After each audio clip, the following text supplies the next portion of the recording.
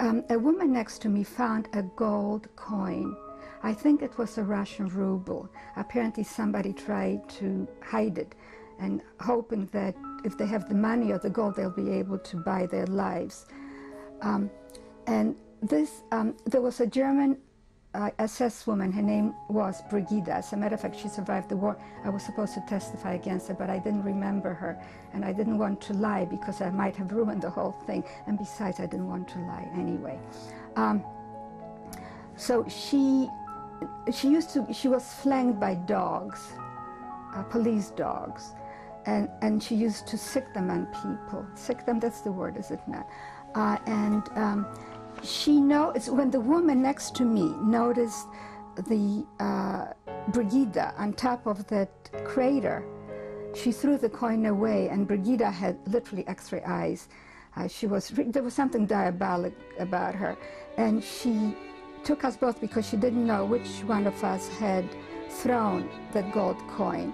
She took us to the top of that crater, and she gave us a savage beating. I remember my beating. She beat me with an iron rod. And there was a capo. Capos were the people who supervise or something like that.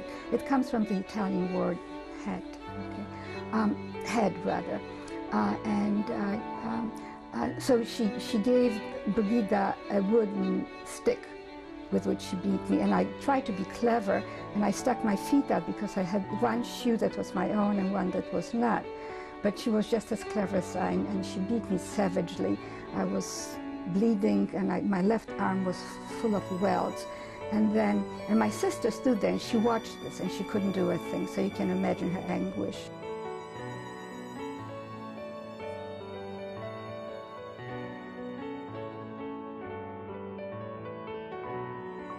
Sometimes when I tell this to my students who are college students, they don't understand, and they are appalled that my sister didn't come to my rescue. They don't understand that both of us would have been shot, and if had my sister done anything, I would have been shot on the spot, and the best thing to do was to stay, not to move.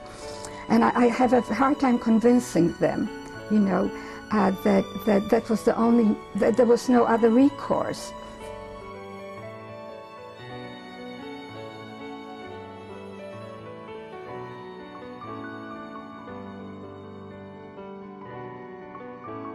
So we came to the entrance of the Dachau, aber not frei. It was already all that stuff was there. And we come in, and we were standing there for 24 hours. They punished us for 24 hours, just standing there. They punished you for actually what? You for didn't nothing, do anything. For nothing, yeah. And naturally they took you out for leaving if you had to. I mean, they didn't want a mess there. So they called us out, and I remember too, I was one who got hit. All I did is, the SS came around and walked down the aisles like that, and they stopped mostly in front of young people. And to me he said, "Are you smiling?" And I said, "No." And he had a glove, leather glove, and under the leather glove he had a piece of metal. And I thought, he just hits me a little, and I was bleeding all over. I was very lucky that my teeth were involved.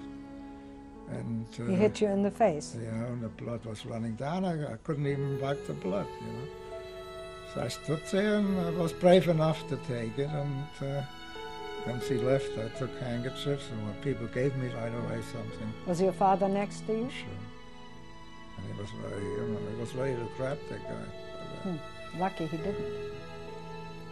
So 24 hours was terrible because you weren't allowed to sit down, you weren't allowed to do anything. And the people, some collapsed, just fell. Did they give any food at all?